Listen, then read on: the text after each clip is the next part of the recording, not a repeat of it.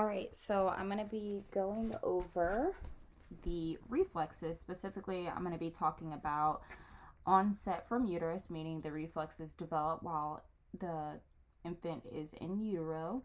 And most of these are going to integrate before the 9-month mark. So the reflex is going to go away by the time the child is 9 months. I've grouped them into a few different groups here just to help remember the age of integration. So the first group is the 2-month integration, and the first one's the Gallant Reflex. So the Gallant Reflex is when you have the child in prone, so laying down, face down, and you stroke one side of their spine. They're going to laterally flex their trunk to the side that you just stimulated. And again, that one's going to integrate at the 2-month mark.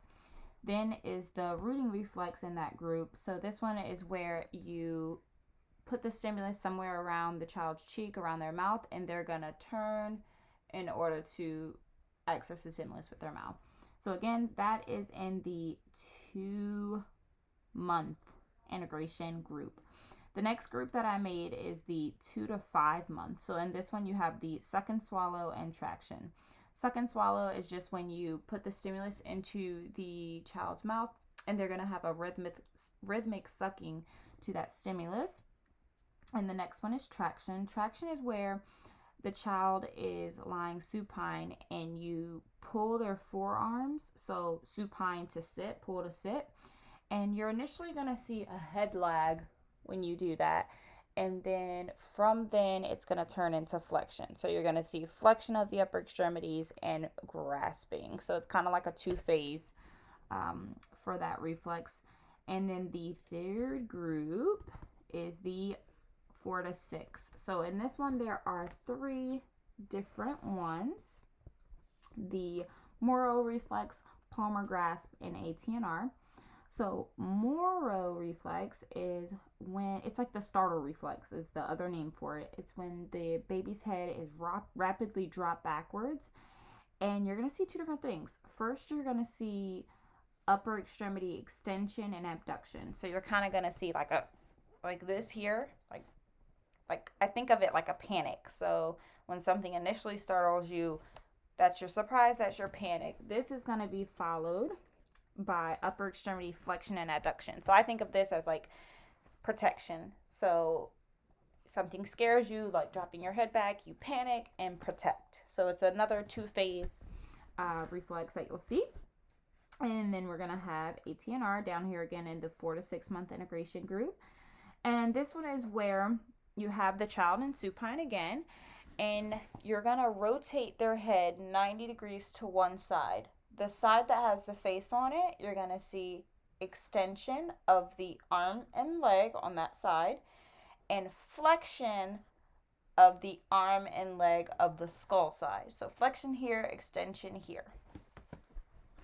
All right, moving on to the next group, which is one by itself. It's the 6-month integration group, and it is Tonic Labyrinth. So Tonic Labyrinth pretty much just means when the baby is in prone, which means when they're facing face down, you're going to see flexor tone. So when the baby's doing like tummy time, it's going to be a lot of flexor tone. And when they're in supine, so when they're on their back, you're going to see more extensor tone. That's all that one is, and then it integrates at the 6-month range. And then we have the Plantar Reflex. So this one integrates at the 9-month. Again, it's in a group all by itself. This one's similar to the Palmar Reflex, but for this one, you're going to apply the stimulus to the sole of their foot, and you're going to see that their toes are going to flex. So that's all that one is. Just like Palmar Reflex, where their fingers flex, this one, stimulus to the foot, toes flex. And then that's most of them. I did also add the Babinski Reflex. Let's see if I can get it in here.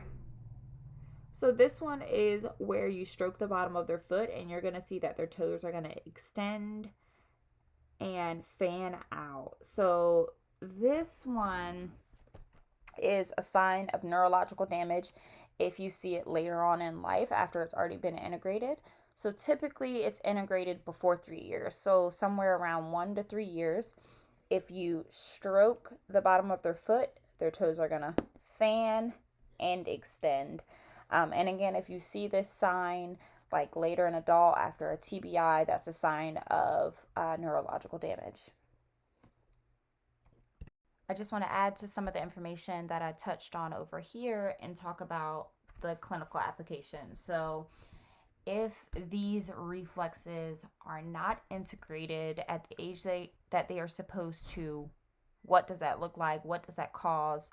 How will this present in a clinical way? So I only did some of them, the ones that I felt like were kind of important. So first we have Palmar, the Palmar grass reflex that we talked about. So this integrates at 4 to 6 months. If it is not integrated, what you'll see is poor fine motor coordination, reduced in-hand manipulation skills, and poor release of objects. So if you think about it, if the stimulus, pressure in the hand, causes flexion or grasp, then if you were trying to pick something up and you have it in your hand, it's gonna put pressure and gonna be hard for you to release, because to release you have to extend the fingers, and they're gonna be in flexion because you're gonna have that constant pressure in your hand. So it's gonna make grasp and release more difficult, as well as fine motor and in-hand manipulation skills.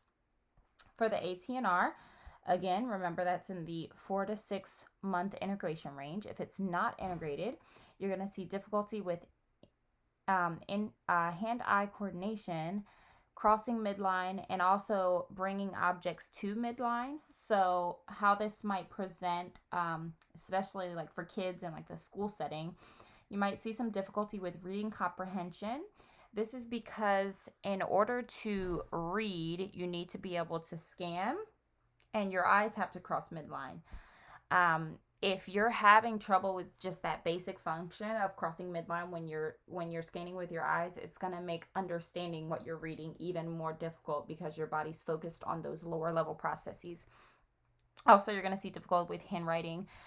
This is, you can kind of see this because if you are at your desk writing and, you're turning your head to look at the board, that's going to cause that posturing of extension of the side that you turn to and flexion on the skull side. So it's just gonna make it more difficult for them to write, and you'll see sloppier handwriting because of some of those reactions. Another one that I wanted to note on is Tonic Labyrinth Reflex. Again, remember this one's in its own little group in the 6 month integration. If it's not integrated, you're going to see difficulty lifting their head in prone. Okay, so what this looks like is during tummy time, because in prone they have so much flexor tone, it's going to be difficult for them to extend their neck in order to look up. So if this isn't integrated, you'll see just continued flexor tone in that prone position and not a whole lot of extension of the head. You'll also see the opposite, difficulty with independent sitting from supine. So this is, again, remember when they're in supine, it's flexor tone. So it's going to be pretty hard for them to go from supine to sitting up, because you have to flex your head in order to sit up. So it's extensor tone. If it didn't get integrated and they still have that extensor tone, it's going to be hard for them to flex their head and their trunk in order to sit up independently. This also, if it's not integrated, is going to lead to poor posture, muscle tone, and coordination.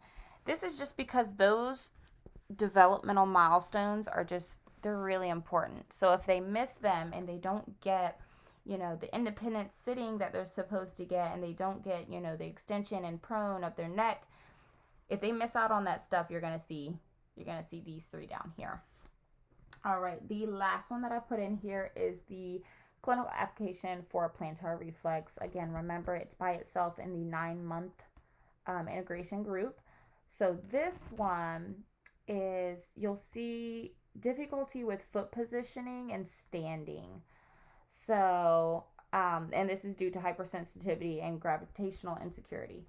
So pretty much all this is saying is this reflex is all sensory. So if they're not getting that tactile sensory, if it didn't get integrated, then it's just going to be more difficult. They're going to be hypersensitive. Their feet are going to be hypersensitive. You're going to see just gravitational insecurity, and that's just because they're still getting that toe flexion. It's just difficult. It's difficult in standing in general, because this flexion of the toes never went away. So it ends up turning into kind of a sensory thing, which is how it'll present clinically. All right, so now I'm going to go over reflexes that have an onset age from birth to 6 months. So the ones that I did before this were an onset in utero. These happen after birth. The first one is Stnr, which stands for Symmetrical Tonic Neck Reflex. The onset age for this one is 4 to 6 months, and the integration age is 8 to 12 months. So for this one, it happens in quadruped. So when the child extends their neck, you're going to see upper extremity extension and lower extremity flexion. So the neck flexion, think of just typical quadruped, this position here.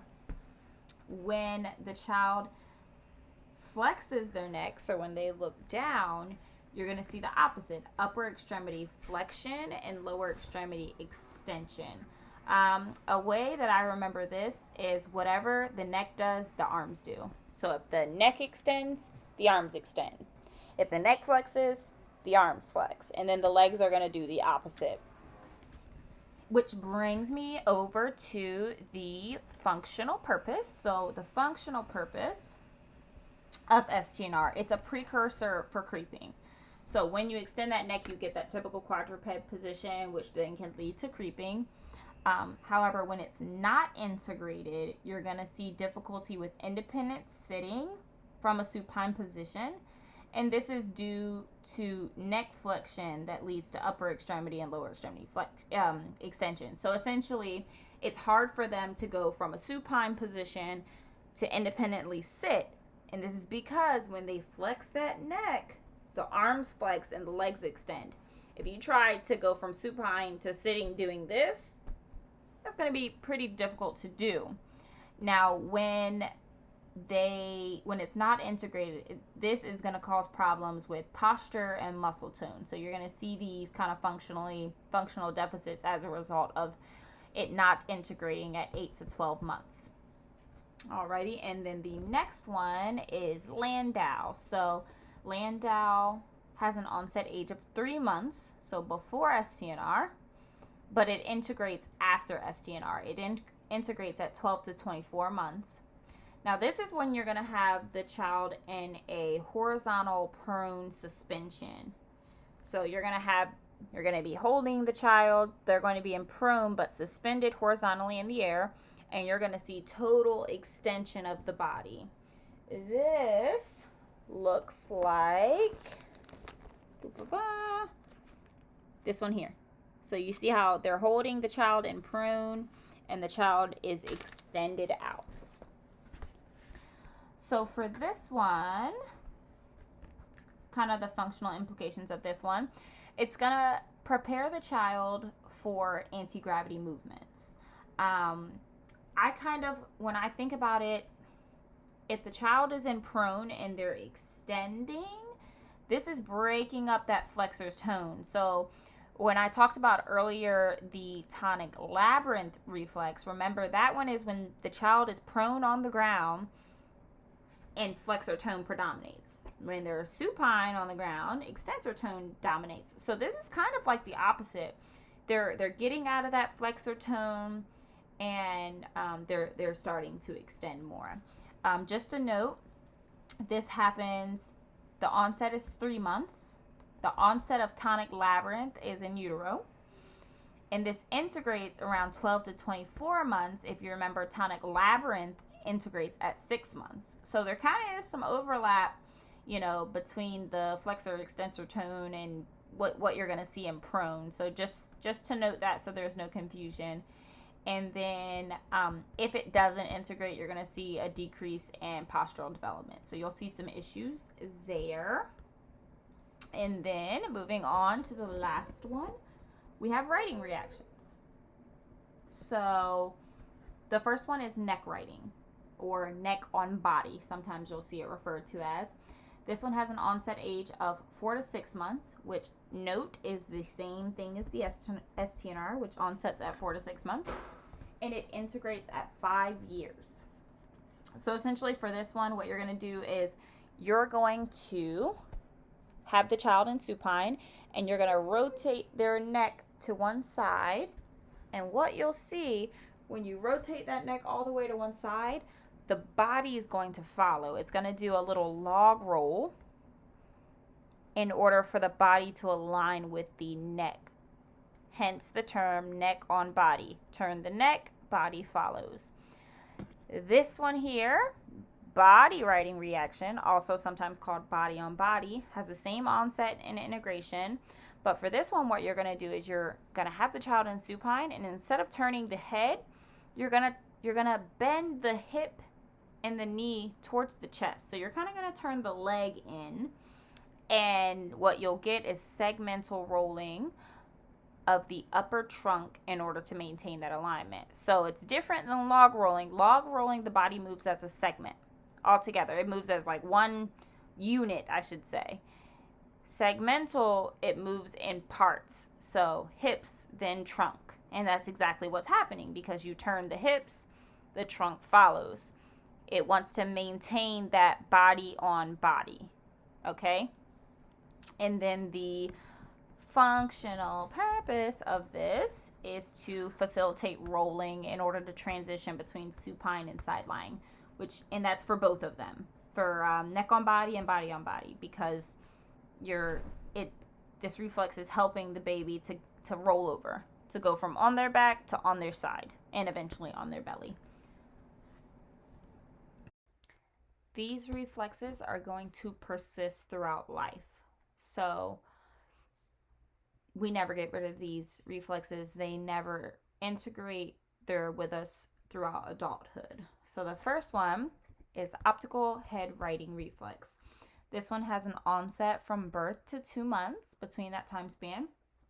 And for this one, you're going to have the baby in vertical suspension. So you're going to be holding the baby upright, vertically suspended, and you're going to tilt it off center, and you're going to watch as the head realigns with the body. So as you tilt the baby, they're going to kind of realign themselves so that the head is stacked on the body. The difference between optical head writing and labyrinth head writing is optical uses vision. So the child uses its vision to see how to orient itself, or it'll use the visual cues in the environment to be able to align itself back into midline with the body.